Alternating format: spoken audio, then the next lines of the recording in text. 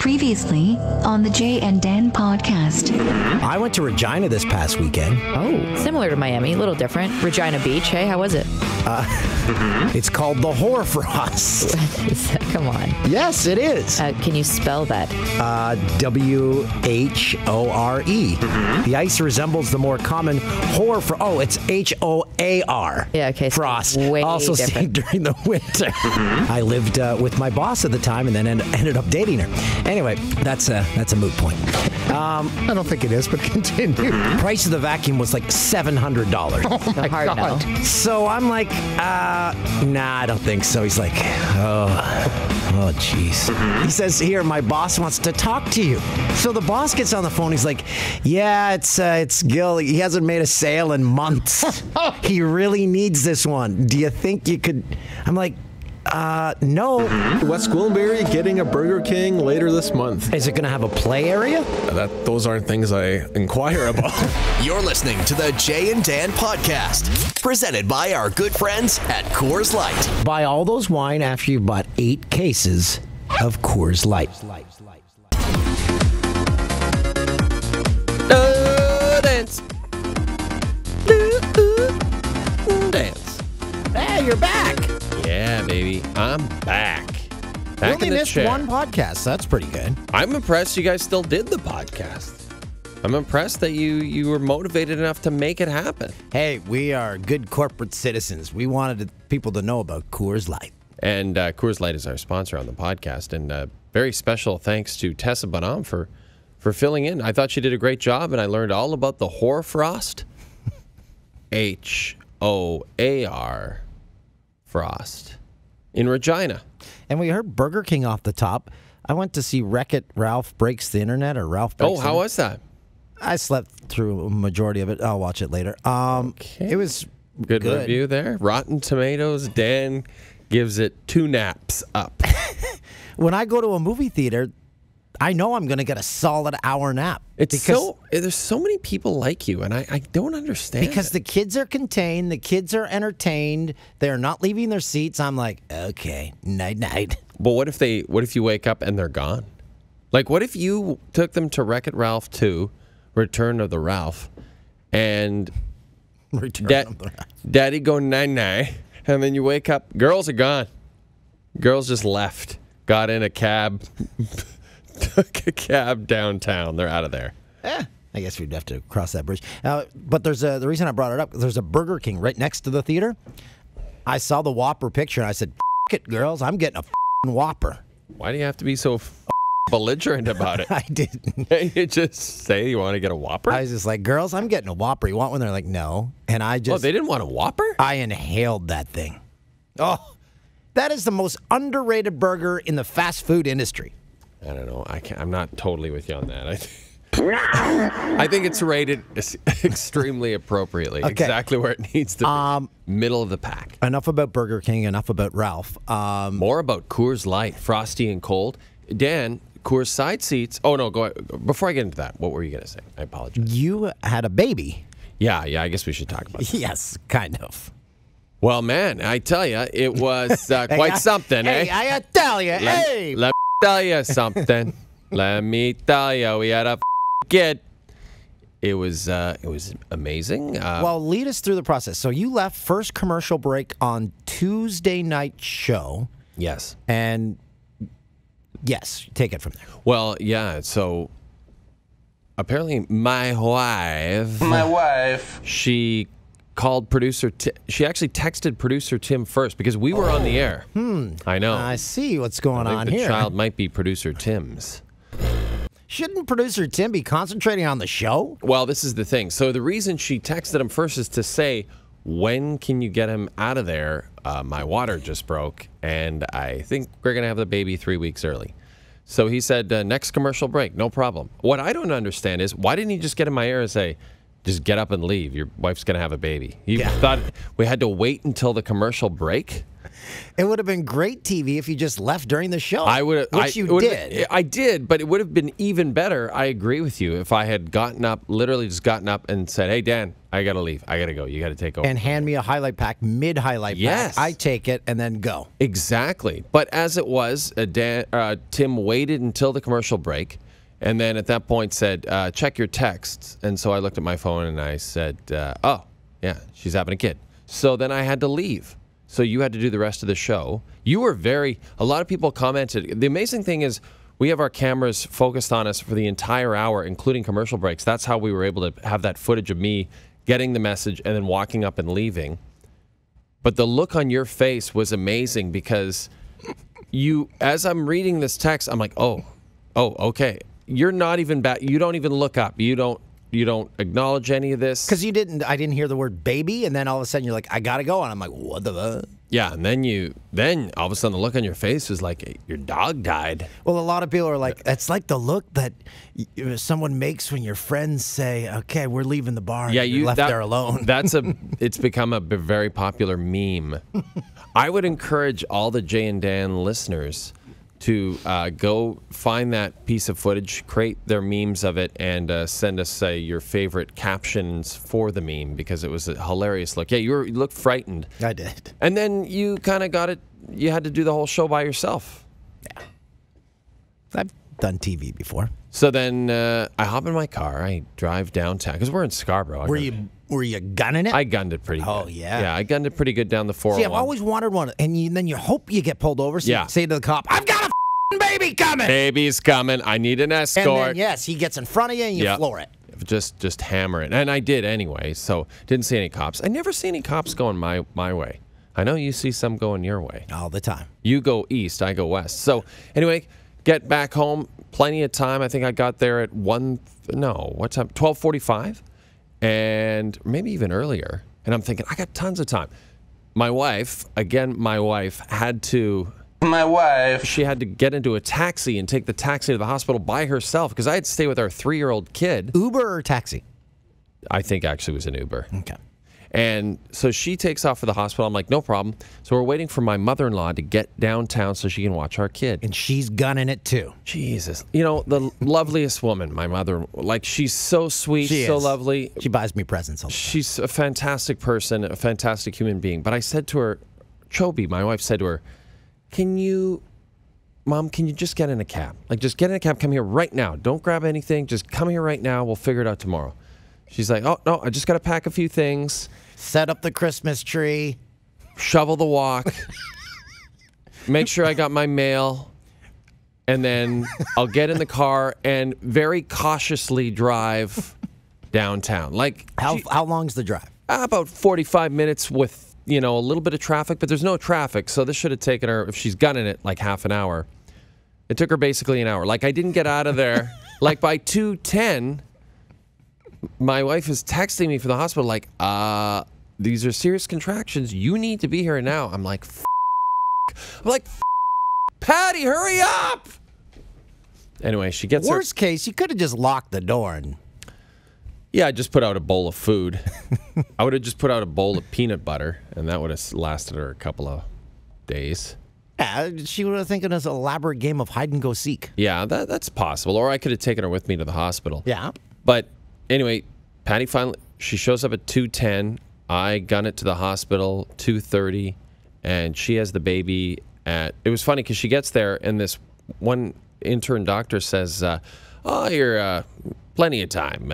You're fine." And then another nurse who's like Eastern European and seemed like she knew way more than the doctor was like, "No, you're not. We're wheeling you into delivery right now." So I made it to the hospital at 2:30, and the kid was born 20 minutes later.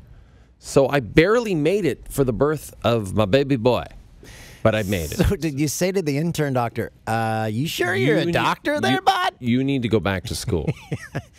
You're fine. I'm going to Dart. Great care, great hospital, Mount Sinai, wonderful people. Yeah, my first born was born there. But the funniest thing is, Dan, when that kid came out, because we had a girl, the first child was a girl, the kid comes out, and the first thing I notice is he just has a fantastic set of balls on him. Like my boy, he got big balls. I don't think that's a good. You don't want big balls, do Yeah, you? big balls. Oh, okay. You want to go through life with big balls. But then you're always sitting on them. No, you can kind of make sure Why they not, kind eh? of lift up. Maybe get a ball pillow. Oh, I can market It a has ball changed pillow. my life. Yeah, Hayes could market our ball pillow. No, it's a sizable sack. Son got sack. Hashtag son got sack. It has changed my life. Little wiener, but big sack. And now he's at home and he's so chill. He's Yeah, you so guys relaxed. were in the hospital for. You could have done a drive. You could have used the drive-through window at Burger King and had that baby. It was so fast, and then the baby he sleeps and eats. He barely cries. He's fantastic. Our other kid was, in hindsight, a psycho. The first one's always the A toughest. psycho. Second one, you can go out for a few hours, leave it alone. It's Yeah, fine. yeah. It's like I think you said that the commercial where the woman who has the second baby hands it to the auto No, mechanic. it's like her fourth. Yeah, she's paying the mechanic, and he's got oil all over his hands. She just hands him the. It is true though. Like you're so much more relaxed. You're like, yeah, this is nothing. This is no big deal. Oh, a and you rash? look Wow. rested. I thought you'd come in looking like a disaster. Yeah, I got tons of sleep. I mean, I do nothing, right? But my wife sits there and has to feed him through her through her teats. But I can't feed him through my teats. No, you can't. Yeah, so I'm hoping his big balls keep growing exponentially, and then he has the biggest balls in the world. You could bring that kid Whopper home. Like right now? Oh, you said you don't do anything. Oh, like bring the baby a Whopper? Whopper diet. Whopper He for just life. gums at the bun for a while. Just gums at the bun. So yeah, you had an adventurous week and a half, but you're back now. Oh, it's nice to be back. You had a great week. I really enjoyed all the fill-in shows. Hedger started it off. She was fantastic. So Jennifer Hedger, I've hosted a show with before. She was your old broadcast partner before she got moved up to Dutchie's show, and I got slotted in next to you, replacing Jennifer Hedger. Yeah, I really got the short end there. So Hedge, yeah, she's awesome. She's so cool, and she said she had a great time doing it. Well, it's very different than the other sports center because you sit and you move around. It flies by. It's an hour-long show. It flies by. You said everyone was afraid of the walkover. We do the walkover from the main desk to the chat set. Yeah. And because you never walk in our business. You never walk around. that's true. And that is one thing as we go out and do events and stuff. That is one thing that people always say to us. They love the walkover. The walkover is one of their favorite things. And then you were mentioning Coors, our sponsor. Big shout out to Coors. They gave me courtside seats to see the Raptors and Milwaukee Bucks. So do you get free Coors Light in those seats? Yeah, a woman named Genevieve. I think I'm saying that correctly. I think it was Genevieve. I'm probably getting that wrong. Anyway, she was lovely. And she brings you the Coors because they want you to be holding the Coors when you're on the television, on the TV. They want like, the Coors. hey, look who's in the Coors side seats tonight. Just crushing some bullets. I have to say, they went down really well. That always happens when you can only have a limited amount. I should also mention I'm on pain medication now, so they really tasted delicious. Oh, yeah, because you're back. Yeah, I gibbled my back because I've been lifting my daughter up because we've been trying to compensate for the new baby. So, So you really are useless at home now. Oh, yeah, totally useless. I'm just a bag. I'm just 4 pounds of in a 2-pound bag right now. So Coors side seats, that was great. And then Max Holloway, who packed the arena the previous night, was about the upper deck. I almost thought, should I give these seats up for Max Holloway? You He should've. just fought one of the great recent fights in UFC history over a very tough opponent and won in Toronto. He's declared his love for Toronto. What did he call it? The 10th island. The 10th island of Hawaii. Yes.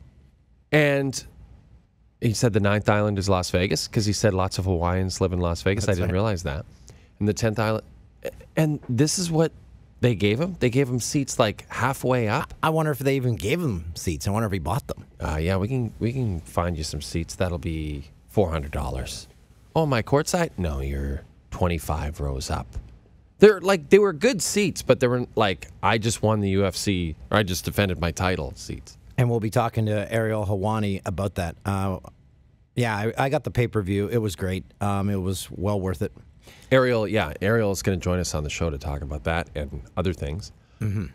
Are we allowed to, if we might have to cut this part out if I'm not sure. Are we allowed to talk about the fact that we signed a new 5-year deal with UFC? Did we talk about that on the radio today, Staff? I do not know. I didn't even know that. We did? Well, yeah. Dana apparently at last week was here doing a bunch of interviews, and he announced that the deal was done and that we got a new 5-year deal with UFC. I saw something online, but Let's see if there's a press release out. That way we'll know we can keep this part in the show. But that's great because I love working with the UFC people. Like Max Holloway came and did that interview with you specifically because he liked us from Fox in LA. So here's what we discussed after Max left. Right. He came straight from Blue Mountain, which is a ski resort here in Ontario. Right. And then we were discussing, we're like, the week of a fight, should you be snowboarding? Yeah, I mean, it's a good question. Like any athlete, I think we're good to go. So Staff thinks we're okay with UFC. All right, we're back. So UFC, 5 years TSN. Way to go, guys. It's like anything. It's like any athlete who's being paid. Should you be doing any sort of winter sports for fear that you might snap your leg or something like that? And we had Holloway on along with Brian Ortega, the guy that he demolished. He couldn't come out for the 5th round. Yeah. And when they were shocked. here, Holloway, it looked so small, so skinny. And then Ortega, Yeah, he looked bigger. he looks bigger, thicker, and you're like, oh Yeah. my God, what have you got yourself into? Yeah. But Max held his own. And he, like Nurmagomedov and Nate Diaz, like tough guys, all tweeted at him like, man, you were awesome out there. Like, I think this fight, and also how scary it was in the last fight where, clearly there was something wrong with him. He couldn't go through with the fight that they were supposed to go through back in, was it July or whatever? This is such a huge victory for Max. He's like, I'm just so happy for him. Yeah, I'm happy for us. UFC, baby. When's Dana going to come back on the show? Dana was just here. He was doing the rounds.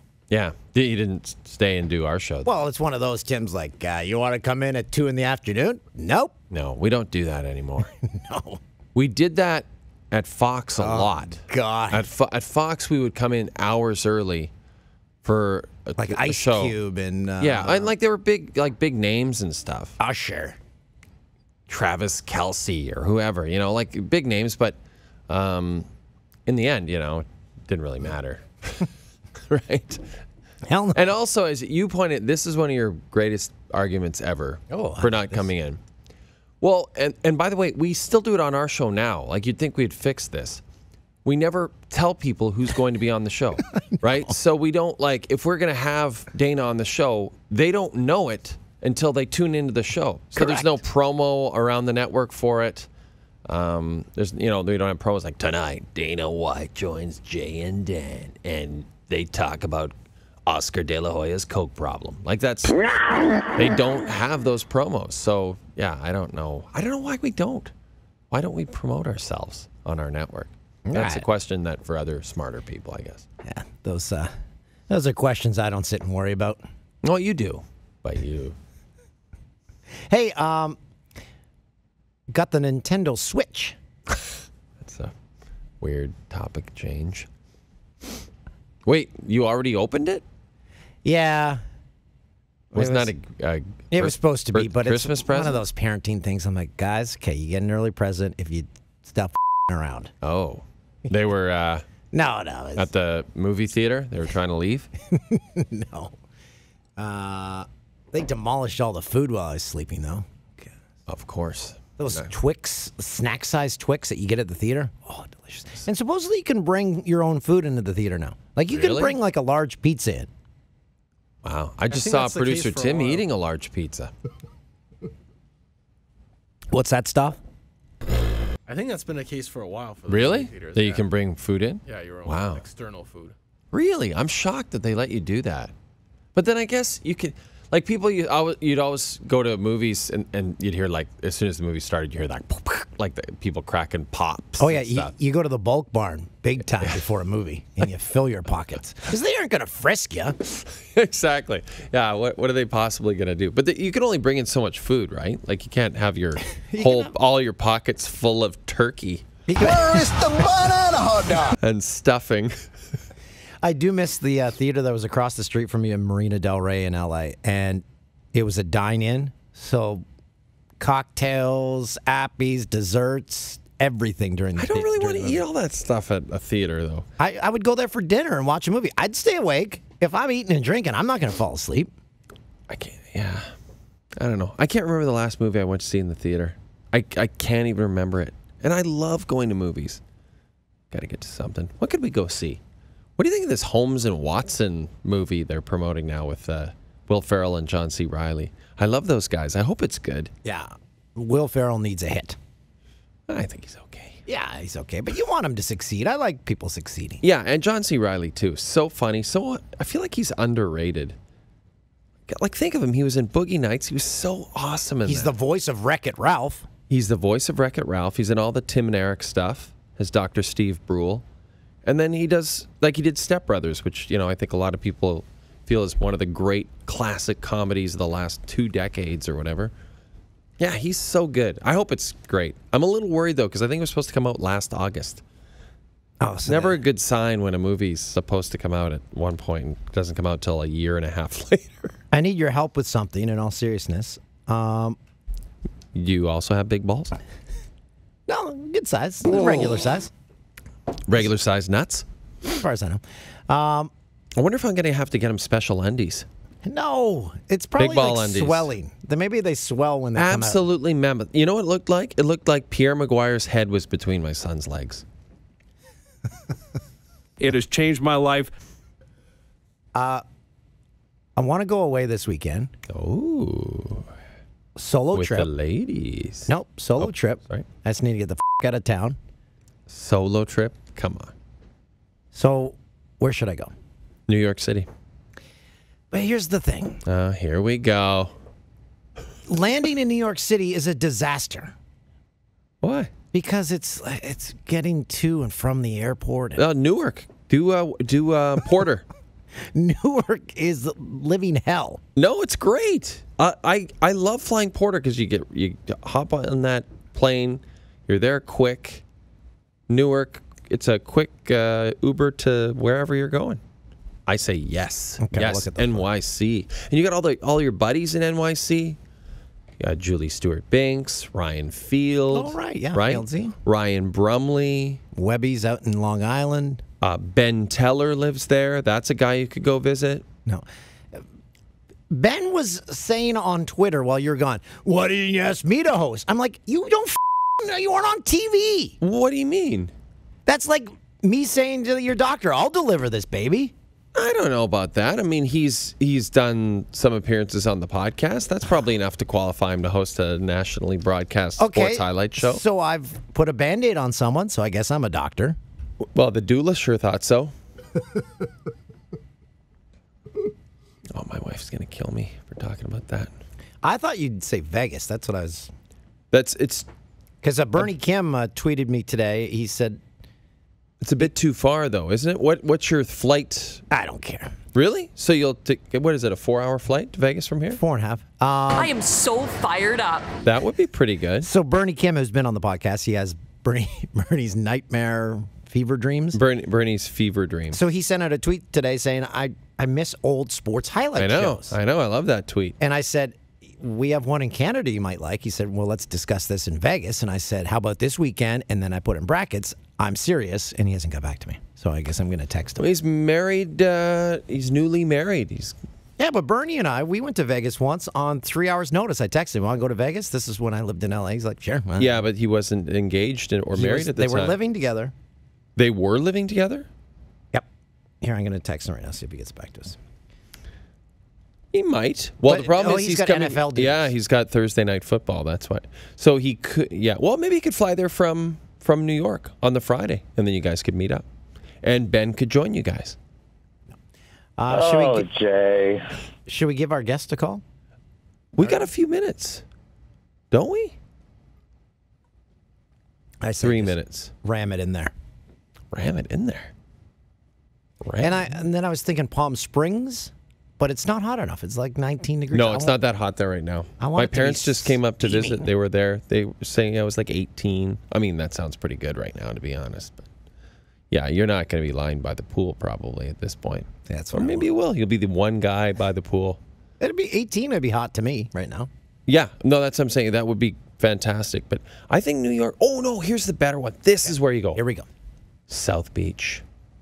Go to Miami. South Beach is awesome. I don't know anyone there. Oh, perfect. That's what you want. It's an adventure. You don't know anyone in Vegas if Bernie can't go. You get to know the craps dealers. Yeah, I know the craps tables. That's all. That's the only friend I need. Well, you go to Miami. Oh, it's beautiful. South Beach is great. Other parts not so good, but South Beach is fantastic.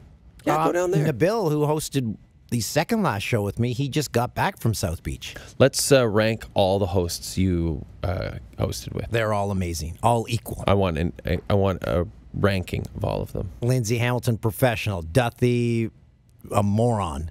Rod Smith, I just sat and listened to him. I know. Wishing, like, could you read me a story, I please? love that. Well, we have to get him back on to read, what was it, Bane tweets in the Bane voice, Yes. Bieber tweets. And he dwarfs me. I looked like a child. Yeah, you did look small next to him. But, he did play football at a collegiate level. And Tessa, she was the final host. All of them, awesome. They all did a great job. You know who didn't get a chance to do it, and I think he wants to quickly have his say, is the gentleman on the line right now. Ariel? Yes. How are you, buddy? How are you? Who's this? It doesn't sound like either of you. Is it Yes, really it's us. It's us. Ariel Helwani? We were I just feel like I'm being catfished here. No way. we were just talking about Rod Smith and how it was such a pleasure to have him on the show. I'd never hosted a show with him, and I realized he dwarfs me. He should be in the MMA. Well, before and by the way, and now I can tell it's Dan. Dan, if we could rewind the tape, it's not the MMA. Now you're exposing yourself as a noob. You don't say the McMahon, you say the UFC. You don't say the Ukraine. No, gosh. After all that time at Fox, you still don't know how to say it? Nah, I'm an idiot.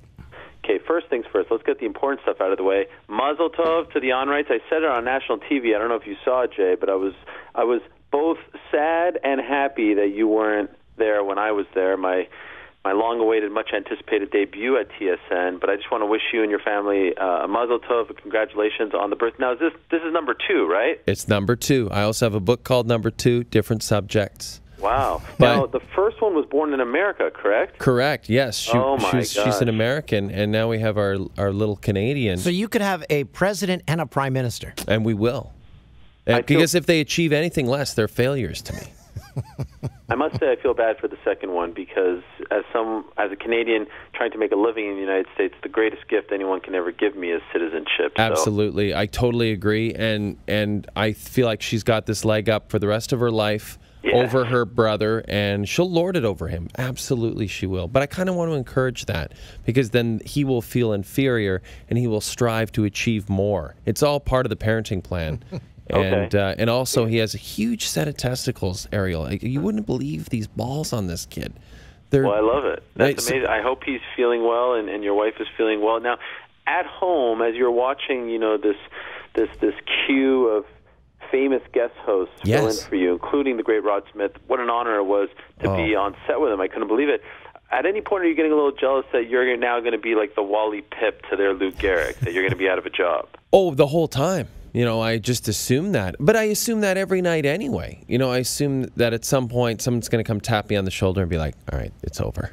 Yeah. You got to leave. No, what I was really devastated by, I really enjoyed the shows. I said that to Dan. It was really fun to it would be like you, Ariel, stepping away from your show and then having someone else host it that you really liked, right? Yeah. And you could just assess your own show kind of from a distance, because I've never had a chance to just step back, watch our show, and I gotta say, it's a pretty goddamn good show. It's really watchable, and I really enjoyed watching it. But I was devastated when I saw that you were in, because we always talked about you coming up here and being on our show, and so I was happy that you did it. Obviously thrilled that you could go on with Rod and Dan. like, and I know you feel the same way. Like, Rod to Dan and I is just our favorite personality here. He's such a down-to-earth, talented guy, but also, you know, that voice, everything. You know, it's like a gift from God, you know, that voice. And so, yeah, I was devastated I couldn't be there with you, but also thrilled that you got to finally see the set and meet cameraman Glenn. Yes, no, and thank you for that. And also get to meet producer Tim for the first time in person. He claims we've met before, but I'm almost 100% certain we have not. And he's just as ornery and curmudgeonly as he is over email on the phone. It's fantastic. Yeah. Oh, yeah, it's a real deal. He's not faking it. And the crew just loved Ariel. As soon as you left, they're like, that guy's great. Yeah. I'm like, we don't have duds on the show. No, I appreciate that. I have to say, and I said this, I think, on air, but it was really like I won some sort of sweepstakes. Like, oh, come visit the TSN offices in Scarborough. I was on. I didn't want to leave. Ask our friend Aaron Bronstetter. We were sitting in the lobby just talking because I was just having so much fun being there. For a kid who grew up, you know, remembering the old sports desk days and the dots on the, you know, the logo and all that. Yeah. I mean, the old school logo. Yes, it was so cool to see the Sports Center set and to see your set. And then I saw a couple of, you know, recognizable faces. So I have to thank you. And honestly, this past, you know, trip for me personally, I'd say at this point I've probably been to like 250 UFC events, if not more. I haven't sat down and counted them, but that's just a guess. Top 5 favorite trips for me of all time. Wow. Okay, so let's dive right into it. So it's UFC 231 in Toronto. It was a great card, and it lived up to it. I got the pay-per-view, and I was thoroughly entertained. Wow, I'm glad to hear that. Now, I must say, top 5 because, you know, coming back home for the first time, working for ESPN, it's a little bit of a selfish sort of, you know, distinction there, but the event itself was great. And, you know what was nice about the event? And we didn't get to talking about this, but I know you were aware of it. Last week was a bit of a weird week in MMA with all the Greg Hardy stuff, and it was nice to then get to the fights and have the fights deliver, and the crowd is phenomenal. Toronto, in my opinion, pound for pound, one of the very best crowds. They were there early. They were loud, 19,000 plus, $2+ million gate. I mean, it was just a great night, and Max Holloway in the main event was phenomenal. I thought, you know, he's won 13 fights in a row. I think that was his most impressive performance. He's typically a slow starter. He wanted to prove a point early on, shut everyone up. He was an early starter in this one. He threw a lot of punches. His volume was super impressive, and then he gave Brian Ortega his first professional loss. So I thought it was an amazing way to cap a great night. So why is it, we were discussing this earlier, with Holloway, for me, I don't know if I'm alone on this, but I feel the same about him approaching every fight that he's in, the same as I feel about Daniel Cormier. I'm like, oh, yeah, sorry, he's bit off more than he can chew this time, so it's curtains for him, and they always win. Yeah. He's amazing. He's 27 years old, and when he first came into the UFC, like, I will fully admit, I did not see this one coming. You know, there's some guys who are like, okay, that guy's going to be a future superstar. I called Conor McGregor. I'm proud to say I called Conor McGregor. I did not call Max Holloway. I did not see him coming. When he came into the UFC 143, he was 20, and he just didn't look impressive. Like, he was a scrawny kid. You know, his overall game wasn't impressive, and he took the fight on short notice against a very good fighter named Dustin Poirier, but I just didn't see this. 13 wins in a row. He ties now for the second longest winning streak in UFC history, and his confidence is unbelievable. Like, he just, and I think it comes down to that. Like, he truly is of the belief that he's the best fighter in the world, and he doesn't back down. What I love about him is he doesn't pick fights. He doesn't play this game of like, oh, I want the money fight, I want this. He just takes whoever the UFC gives him, and he keeps on going. And how could you not love, as Canadians, he is enamored with our country. It's the most bizarre thing, this Hawaiian who just absolutely loves everything about Toronto. Not so much the country, but Toronto. He was at like 6 Raptor games last week. It's unbelievable. and I must say, for the Toronto Raptors organization, to not give him courtside. Yes, we were saying this. We were just discussing this at length. Jay had courtside seats. I was courtside, and I was embarrassed for myself. Like, I felt terrible. I wanted to walk up and just say, let's switch. Well, you take the second half. Yeah, he brought in a $2 million gate. You can't give him courtside? Sold out, 19,000 plus. He's sitting, like, what was that, Section 300 with his son, the poor guy? He was like 25 rows up with his son, and I just thought, really, Raptors? Like, this is just it's a bad look. It's a bad look on them. You know, it just you got looks to bring terrible. him down. You got to like notice that he's there and quickly usher him downstairs. Absolutely. The other thing I noticed, Ariel, is that I love, Nate Diaz. I wish the Diaz brothers are fascinating to me. I wish they'd kind of get back into it, but they have their reasons. But when Nate tweets how at a fighter that you just fought a good fight, which he did with Max after Saturday's fight, it was a good fight. I couldn't agree more. Like, that is the ultimate vote of confidence. Nate only tweets to quote-unquote fighters, if you know what I'm saying. Right. And Max got it from everyone. He got it from Nate. He got it from Khabib Nurmagomedov. He got it from Conor. No one really has beef with Max. He even got like Tony Ferguson, who is not quick to give props, sort of gave him props, but also said he wanted to fight him. And, of course, he fights at 155. No, Max is, there's a term like, a fighter's fighter. Everyone respects him, not just the fans, the media, but the fighters themselves, you could tell. And, he hasn't turned into like a big pay-per-view draw just yet. I think he can. He still has a lot of time, of course. But it's so great that not only did he look so good, not only did he win. I mean, legitimately, a week ago, if you would have asked me, is this fight going to happen? I wasn't sure about it. I mean, we were talking on Thursday with Dan and Rod. Like, I wasn't sure he was going to make weight. There were some serious questions about his health.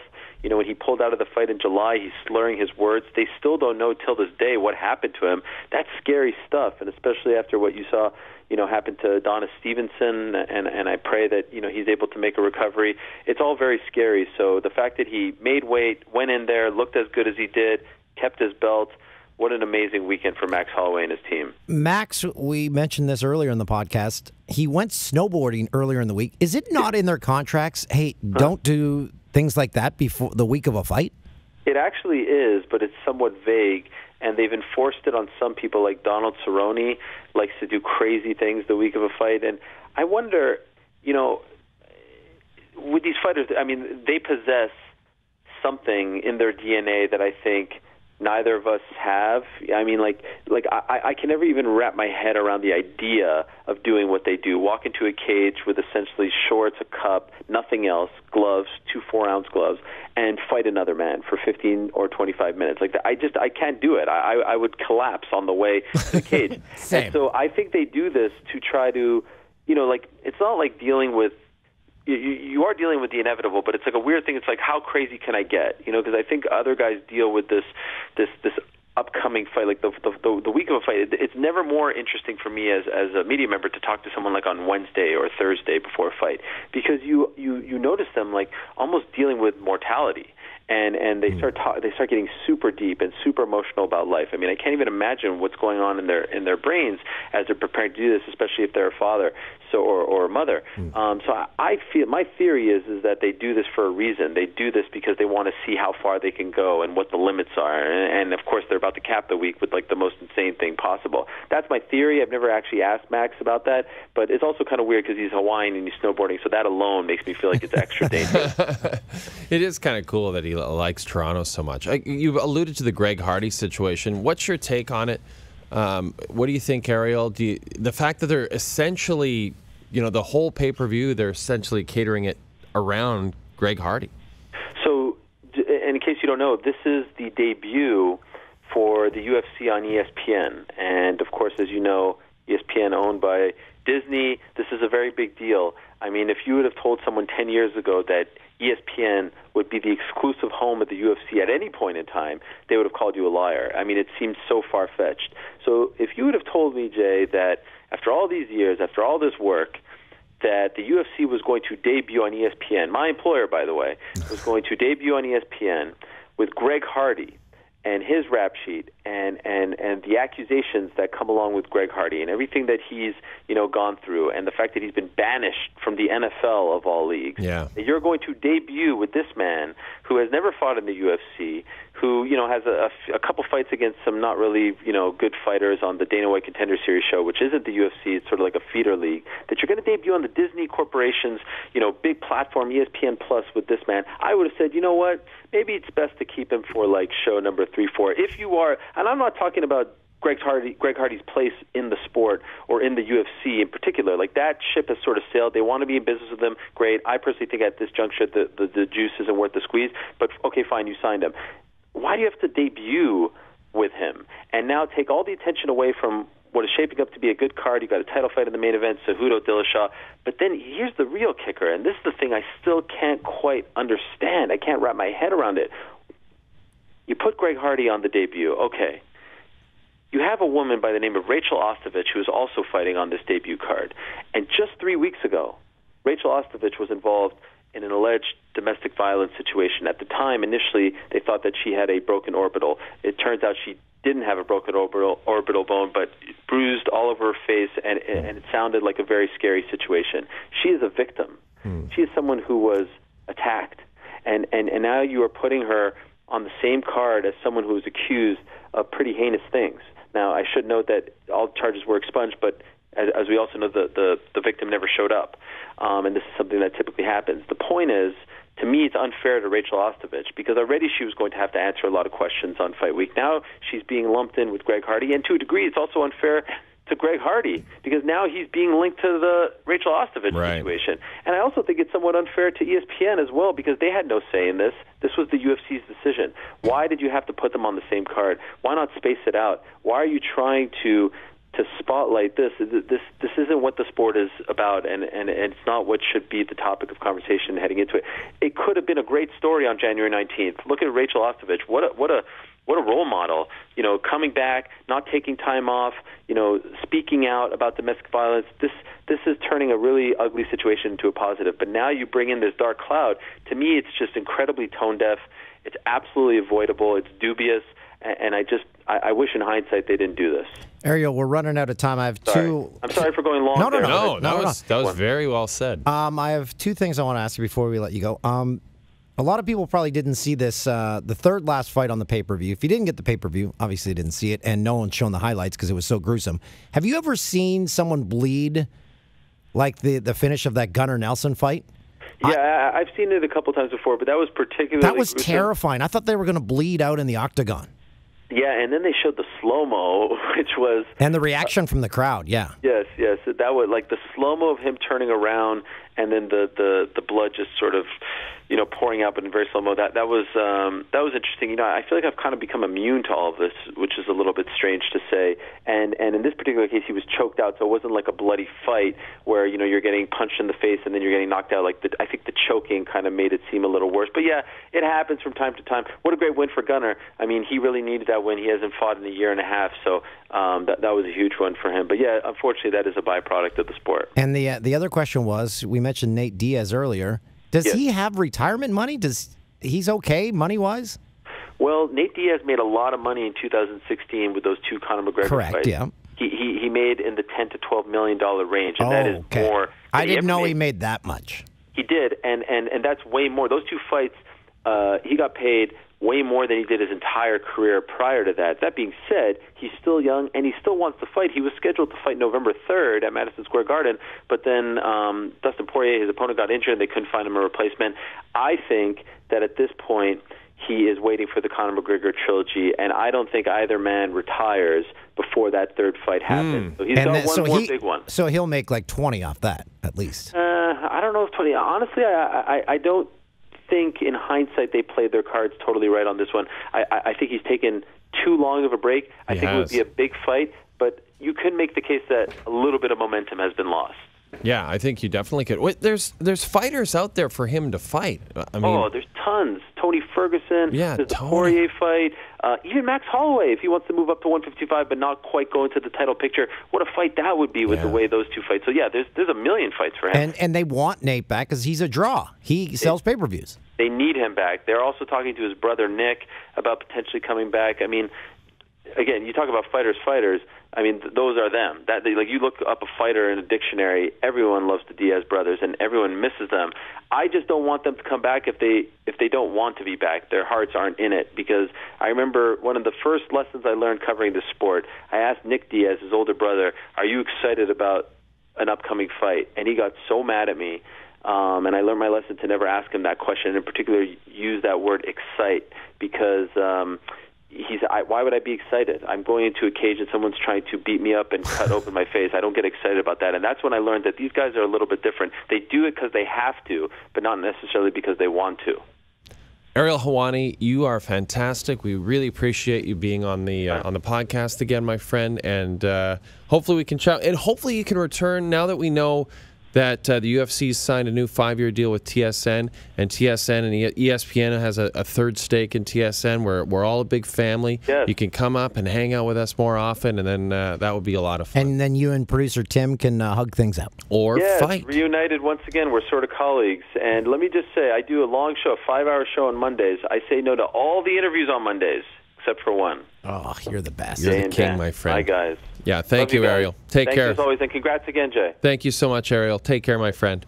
That's MMA insider, good friend of the show, Ariel Helwani. Just a pleasant guy to talk to be around, and you should listen to and follow him. What a Canadian success story he is. You know, he carved that whole thing out of nothing, that insider role out of nothing, and I'm just so proud of him. I think he's such a great guy. He was well raised. His parents deserve credit. So I don't know if you get the same problem as me, but behind my knees, I hope not. Behind my knees get sweaty. Do you put deodorant back there? Or? No, and now there's a smell emanating from behind the knee cloth on this suit. Oh God! Oh, it smells like a wet dog. TMI. That's what your sweat smells like? Wet dog? I guess it can. Well, have you ever? This has happened. I've never had back knee sweat. But wait, we've had wet suits before because on the craft tour and at the Super Bowl, whatever. Oh, and wet suits stink. Yeah. I don't know why. Well, no, wet because on the craft tour, my suit was wet because I would sweat through it like Bruce Pearl, the basketball coach. It was disgusting. Oh, speaking of Pearl, perfect segue. Jim Pearl, remember our good buddy from Fox? I talked to him on the way to work the other night. I returned his phone call from 2 months ago. He and I, Amsterdam trip, I think, is on. Oh, yes. But he was under the impression you were going. I would love to, but I broke it to him. I'm like, he's not going anywhere. I have a feeling my Amsterdam days are behind me, unfortunately. I love the city so much. I would love to go with you guys. Gosh, that'd be a great trip. But you'll go without me, and you'll have fun. And you know what? If I can't go, I know someone else who could replace me. Why? Yes. Yes. Okay, I can't. Yes. An amazing weekend. I can't. And then I get in from people, why don't you like Ben? I'm like, I'm fine with him. I just don't want him on the podcast. I just don't want him on the podcast. I would go out for dinner with him myself. I'd have a drink with him. I just don't want to hear his voice. And then be like, why are you so mean? Well, go yourself. I can do whatever the I want. Well, Dan, okay, first off, a lot of people really wanted us to hang out when Jay was out. By the way, Jay, mazel tov to baby Ethan. Me and my people are so happy for you, so congratulations. Thank you, my friend. How's Chobi doing? She's doing fantastic. Baby's doing great.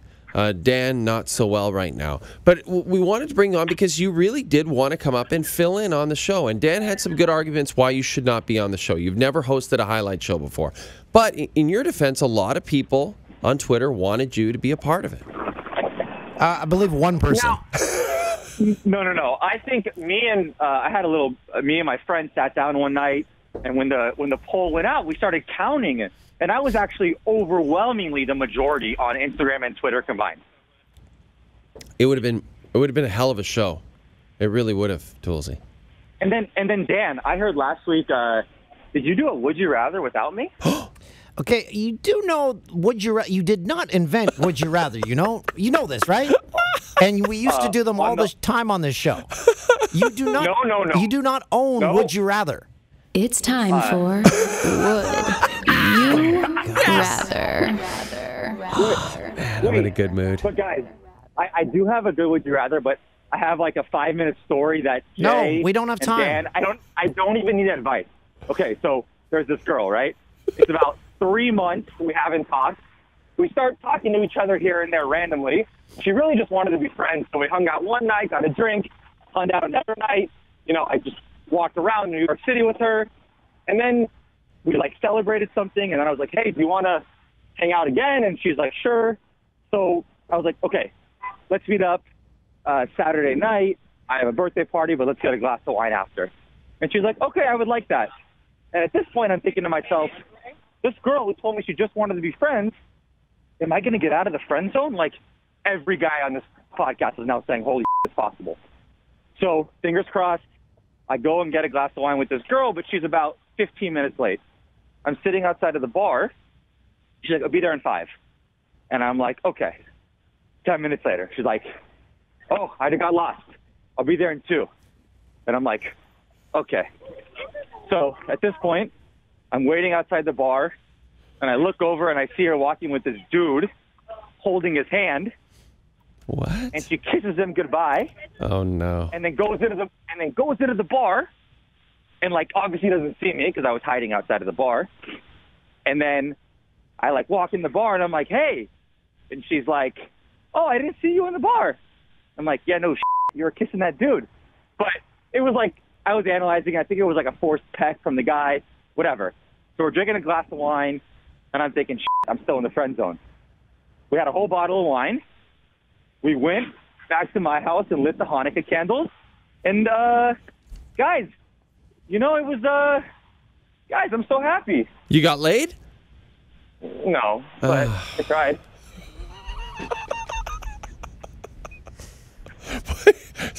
Possibly the worst story I've ever heard. It was a step in the right direction. I'm so confused. I tried really hard, and just I'm gonna get it next time. I don't think you are, Ben. But I really appreciate you trying, and we really appreciate you being on. Do you have a would you rather for us before you go?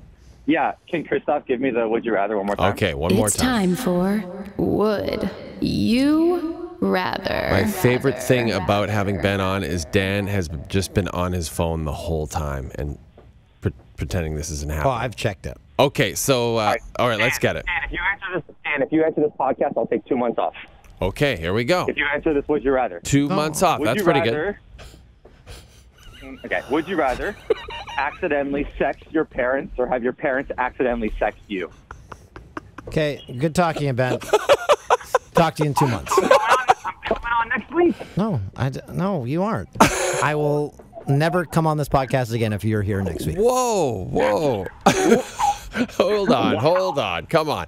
Wait. Okay. Can I hear it again?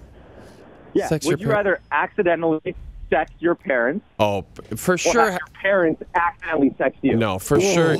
For sure, you right? Sexting your parents for sure. Staff, are you with me? I think so. Yeah. I mean, you do not want to get that sexed from your mom. Oh God, that's disturbing. Ben, you may have topped yourself. That might have been your best one ever. I'm really impressed, actually. Dan, I just want you to know that every day Jay wasn't on the show, I was hoping that I would wake up from a text from you saying, I got you on the next flight out. It never happened, but I'm still hopeful that one day we'll be together on the show. Okay, talk to you later, Ben. See you, buddy. That's Ben Teller. Oh. Tulsi, yeah. And if someone sends me a tweet where they say, be nice to Ben, I'm blocking you. And if anyone calls me out for being, I'm blocking you. So please don't send those tweets to me. Thank you. Oh, but now you're going to get more of them. Okay, well. By saying that. Blocking is fun. Because you just hit a button. You're like, I never have to hear from that person again in my life. Isn't muting better, though? Because it's less aggressive, I find. Like, I feel like blocking, you're telling the person they've somehow gotten to you. Whereas if you just mute them, it's like they have no idea. No, I just don't want you in my life. That's what I'm telling them. No, I know, but that's why I love the muting, because it's more passive-aggressive. Oh, okay. But then you're lying to the person, really. Yeah, but you don't like him anyway. Are there a bunch of people you follow on Twitter, but you mute on Twitter? I don't think I'm at the no one annoys me right now. No one annoys me except for men. Yeah, again, fine following him on social media, fine having a beer with him. I just don't want him a part of this. I'm so happy. Yeah, all right. Well, we're going to take a little Ben break for a while. Yes. We're going to take a Ben break. Yes.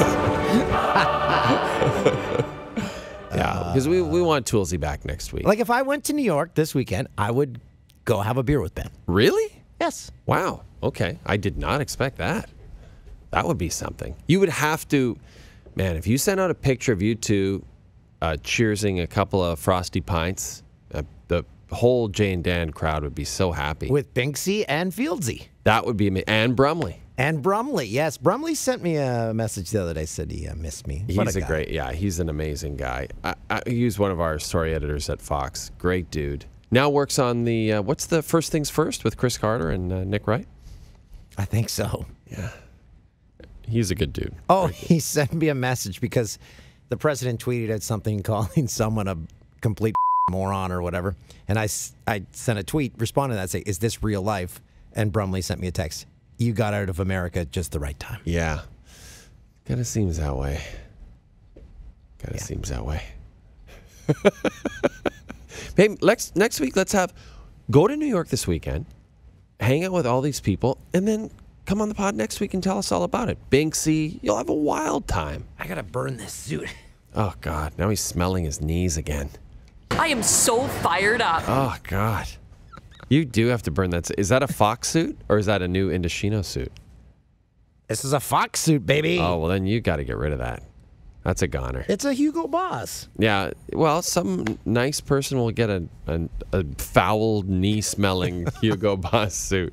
Oh. A hobo gets it. He's like, this is a garbage. Disgusting. I can't wear this I've said a lot on this podcast. Yeah, you've been so fired up on this podcast. I love it. It's been great. This has been a really fun pod. Yeah. Now we got to go do the TV show. Yeah, do we have any interviews we have to run over that we're late for? Mark Masters? Yeah, we got Mark Masters on the show. We're talking World Juniors. It's coming up. And I was thinking, so he's the regular Leafs reporter. Yeah. And he goes and covers the World Juniors for the entire month or however long this thing goes on for. Yeah. So does he show up and he's just like, I'm here now? Yeah. I've been covering the big boys. You youngsters listen to me. I'm Mark Masters. Every time he gets into the scrum, yay, Alex Lafreniere. You shut the up. Here's what you're going to say. Here's your line, all right? I ask you a question. I'm Mark Masters, all right? And I say, hey, are you excited to play Sweden in the semifinals? And you say, yeah, I am, Mark. And that's a great question. Got it, kid?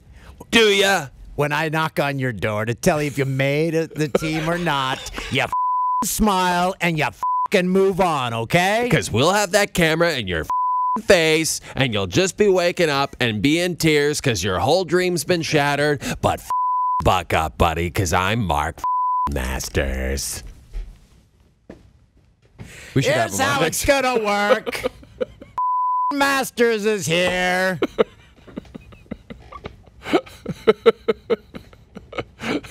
Hey, Tim Hunter, nice beak. Here's the deal. You're the coach, but I'm the real coach. I'm Mark Masters. I'll ask you questions, you give me answers, and if I don't like what I hear, I'll kick you in the balls faster than Joel Otto used to in practice in '86 at the Saddle Dome. Got it? Oh, wait, the Saddle Dome wasn't constructed in '86. I don't like the answers, you're done. I never talk to you again.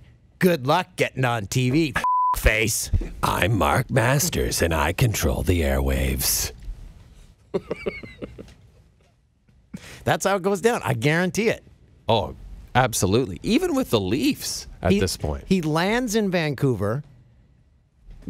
Luggage carousel. He's elbowing people out of the way. Get the out of my way. That's my bag. Actually, sir, it's my bag. Shut the up. That's my bag. Extra microphones. I've got 37. I'm taking another bag. I'm taking your bag. I'm Mark Masters. Give me your bag. Looks like I've got a new wardrobe, doesn't it? You. But I'm a woman. Yourself. I'm also a cross-dresser. I'm Mark Masters. Really? No, but I am now because I'm taking your bag full of women's clothing. I am so fired up. All right. Guess we should go interview Mark Masters. I hope he hears this. I know. You remember that story about how he flew in first class while his wife goes? Do you think that's how he's like, here's how it's gonna go, honey. You sit in the back next to the toilet. I, Mark Masters, sit in business. I get a meal. I get that hot towel. I get all the drinks I want. You sit in the back, get nothing, and shut the up. And guess Masters. And guess what? I purchased all the other seats in business, and I want them empty. Get the back there. Yeah, deal with it. I'll see you at home.